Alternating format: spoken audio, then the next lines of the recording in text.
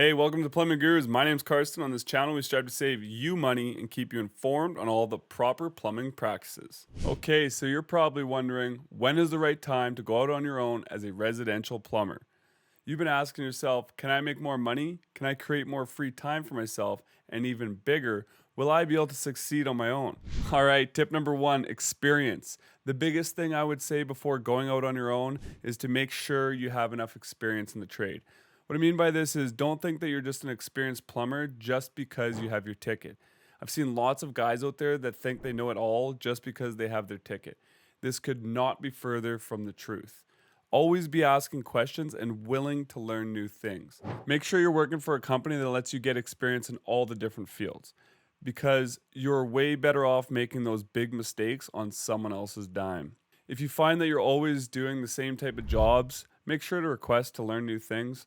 Most employers will be very impressed by this way of thinking. Tip number two, tools. You probably already have all the basic hand tools and most of the power tools, but what most people fail to think about are the big ones that cost the most, such as a threader, a jackhammer, a hammer drill for concrete or coring holes, pro press for copper, maybe a pipe drill if you're doing in-floor.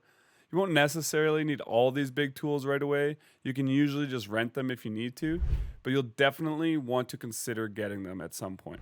Then there's all the small things that people don't really think about, like the sawzall blades, hole saws, broken tools that get repaired by your current employer, and then there's being down that tool while it's being repaired. You got to really think about these things. Tip number three, vehicle.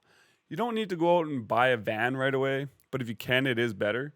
You can easily work out of an SUV, a truck, or a minivan, something that can hold your hand tools and basic materials. I would say the most practical is a truck or a big SUV so that you can carry pipe if you need to. When I started out, I worked out of my truck and eventually moved into a van. That did me well for a while until I decided to go to a sprinter style van so that I could actually stand up in it. These vans are amazing, but now I personally work out of a truck and a trailer so that I can have a work vehicle and a personal. This way, I'm not maintaining two vehicles. I also can write off a good portion of my truck. Tip number four, pricing. This is probably the most intimidating part of going out on your own. I would say the majority of people I talk to find this to be the hardest part. But this brings me back to why you need experience. If you know how long it generally takes to do a job, you should be able to give a half decent estimate, and at that point, you should know what materials you're going to need for that job. So most people starting out, including myself, start out doing jobs by kind of time and material, hours plus material. It's important to be able to give the customer a general idea of what the job will cost and always stay within that if possible. Tip number five, managing money. The number one reason why most people fail in their business is that they don't know how to manage their money. Honestly, this is a huge topic and we'll get much more into it in future videos. But the best thing you can do at the beginning is take all or as much of the profits made from your jobs and put it into a separate account. This is a great way to make sure you have enough money to get started. Tip number six, start small. When I started out, I didn't just jump into doing big jobs I couldn't handle on my own in the evenings and weekends while I was still working for someone else. It really depends from person to person on what you can handle and do. You just want to make sure you're not burning yourself out at the beginning. Tip number seven, build relationships. Last but most definitely not least, building relationships. This is a very important part of building a business.